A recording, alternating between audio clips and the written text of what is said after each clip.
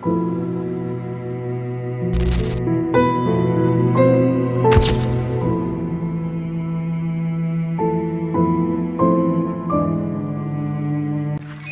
বন্ধুরা, এটা আমার ফার্স্ট ব্লগ।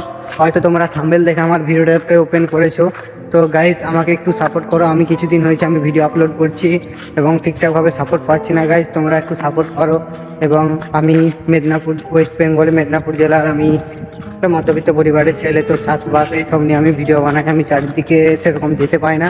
জাস্ট আমি বাড়িতে যেরকম চাষবাস করা হয় সেই রকমভাবে আমি ভিডিও বানাই।